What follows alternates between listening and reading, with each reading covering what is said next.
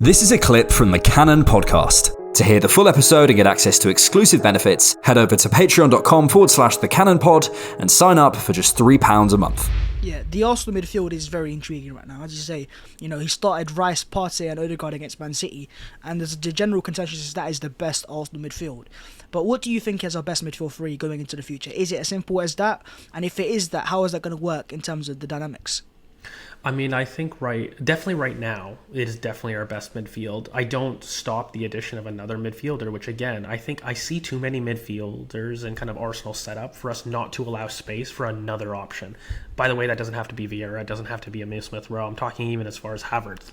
We have so many midfielders that are genuine options. And by the way, we haven't even gotten into the Ethan Nwaneri or the Miles Lewis-Skelly of it all, which we didn't sign to contracts on the promise of without first team minutes. I really don't, believe that assumption. I think even if it was cup games, they were promised some type of minutes. And mate, we haven't even talked about Jorginho. We haven't even talked, look, El Nenny's not, somebody that we really believe has a long-term future, but he's part of the squad. If you really go through it, Lukunga, there are so many midfielder options and availabilities into this 11. I just think that we will move towards an option of a fourth midfielder, and that's why I always think the diamond is something that we might see moving forward. But in terms of our best midfield three, it's undoubtedly Rice, Partey, Odegaard for me. And then the rest have to work themselves into the team beyond that. Mm-hmm. And, in terms of the players that can break into that team next, you've got Emile Smith-Rowe potentially, you've got Fabio Vieira, Leandro Trossard can play there as well now, Yeah. Who do you think is that next player that can break into that first team? Because I look at Kai Havertz straight away and, breaking into the first team, he's already started quite a few first games there, but I think Havertz will be that player that Mikel will turn to. And maybe off the bench sometimes, or maybe in from the start, from the get-go. And, against Forest, I think he will be the Rice and Partey pivot there, but I think going into the future, I don't think Mikel's scared to change things up. No, I don't think so either. And I think I kind of look ironically at Havertz more as a forward, and ironically Trossard operating a bit more deeper. Look at Trossard, some of his best performances in terms of being that wing fielder, quote unquote, of type of role. He's done a really good job about filling in and coming deep in terms of build up. And I've kind of said last season, I feel he transitions towards the midfield department. For me, he will always be my number one choice right now because I think he's the most informed. If I really had to justify somebody coming into the 11, I cannot look beyond Leandro Trossard for his performances. Every time he's on the pitch, he makes not just an efficiency action in terms of a goal and assist, but he helps us in the way we play. We look more fluid. And, it's not just in terms of a final action and a goal or assist. Even I think when you go back to kind of some of the Monaco game, what was some of the best pod when you look at it? That Trossard, that Emile Smith-Rowe, Kieran Tierney pod looked great. And I think a big reason for that was Leandro Trossard filling in where he needs to be. So, yeah, for me, it will be Trossard as the first one off the bench to change things. But I'm kind of with you where I think that Kai Havertz may be the one to change starting 11s. If we need to go long, we need to have a different option up top. I just look at him more as a forward as opposed to a real midfielder change. Yeah, I don't think Arsenal will have, similar to last year, of that one starting 11 they go to all the time. Maybe certain players will be, maybe you have certain parts of the team like the back four or the front three, but I think Mikel will change a lot more because I think he'll learn from last year that you can't be too reliant on one group of players. You need to give the other players chances in the first team so they can grow into it, and so when they get called upon, they actually have the experience of being in that first team environment. I think in terms of Declan Rice, though, his performance against Man City was intriguing because there was those moments that we saw that, okay, this is why we signed him, that moment where he just charges past Bernardo Silva, takes the ball off him like it's candy. Like a just boy. It's mines. Yeah, it's just mines. Give me that. And I think that was impressive part. And I think even the way the fans have warmed him in the ground, everything he does, the fans cheer, the foul, the tackles, and the win the ball back and playing it forwards. But I do think there's a next step he can take on the ball in terms of confidence. But what do you make of Rice's first few games as an Arsenal player? Safe, conservative, and not wanting to have a mistake. He knows that he cost £100 million. When I have a look at it, though, his best performance was City. And I got really excited because it wasn't even just the out of possession, mate. You talk about that one moment about him stealing it like a boy, and we love that. We go into it, and those are the moments that we know that we bought him for. But something that I really picked up on, did you pick up how involved he was in build-up in terms of dropping into the back line as well? And, there was instances where we found him form part of the back three and allowed Timber to kind of be a little bit higher up the pitch.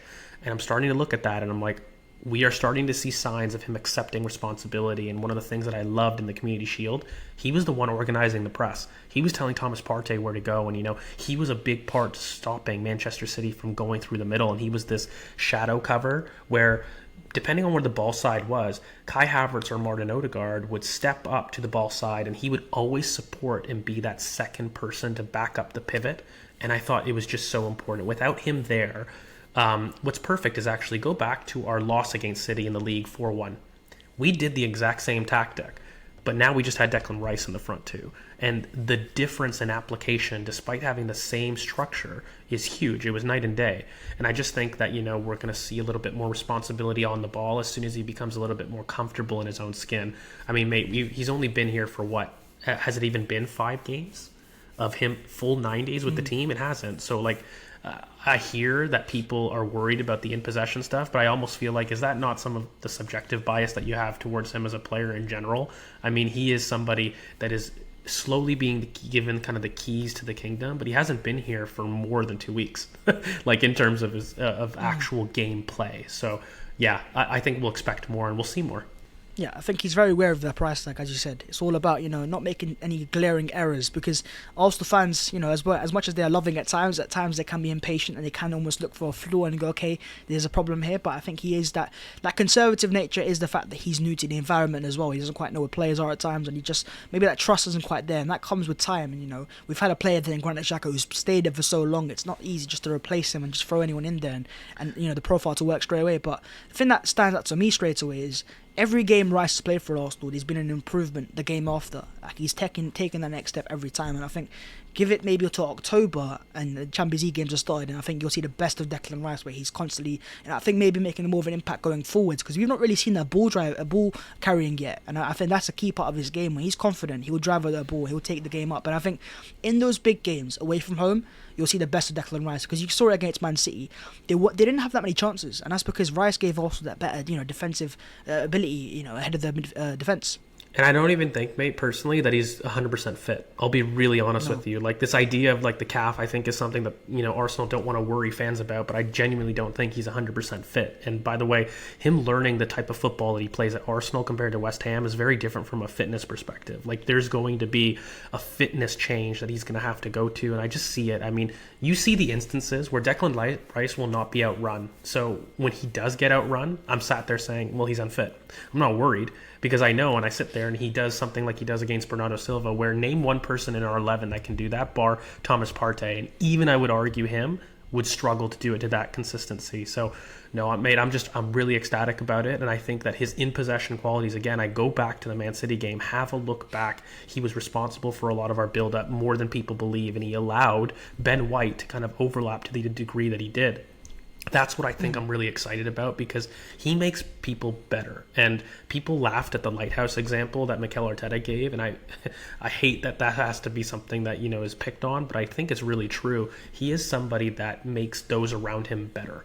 And I think right now what we're asking for is a little bit more on the individual level, but he's gotten people out of so many different troubles right now. And I look at Thomas Partey, who struggled in the first 30 minutes of this past game, and I think Declan really stepped up defensively to allow us that security. And I just think you see a different Thomas Partey with Declan Rice, in my opinion. I thought that Thomas Partey looked a lot more adventurous, and I think he looked a little bit more free, knowing that he's got a partner that at times can cover his back and do some of the things that he's tasked to do defensively.